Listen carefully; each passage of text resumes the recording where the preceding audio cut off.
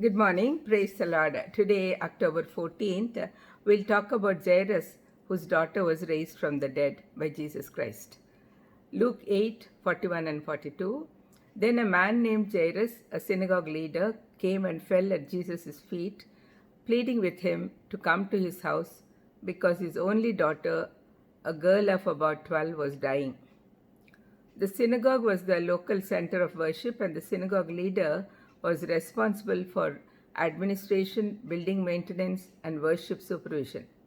It would have been quite unusual for a respected synagogue ruler to fall at the feet of an itinerant preacher and beg him to heal his daughter. Jesus honored this man's humble faith. In this incident, a 12-year-old girl was raised from the dead. This was not ultimate resurrection in the true sense of that word, but a temporary resuscitation. This girl later died. True resurrection is to rise from the dead, never to die again, and that was the case with the Lord himself. Jairus was very sad about his desperately ill daughter. Though he was a local leader, he humbled himself and fell at the feet of Jesus. This was done publicly because many people had gathered around Jesus. Since Jairus was on an urgent mission, he pleaded with Jesus to come to his house, realizing that only Jesus could make his girl better. We see his deep concern for his daughter. He loved her and he had faith in the Lord that Jesus would heal her. He prayed with a lot of faith in the Lord and a lot of love for his daughter.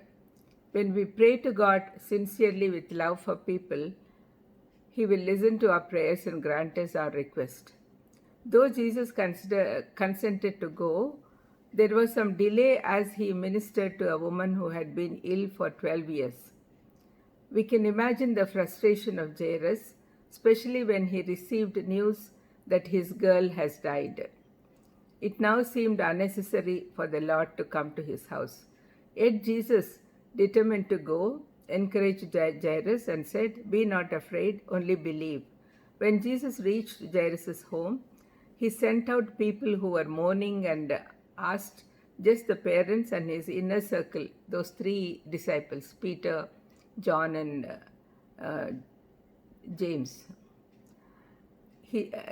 those disciples to stay with him. He said about the girl that she was not dead but was sleeping.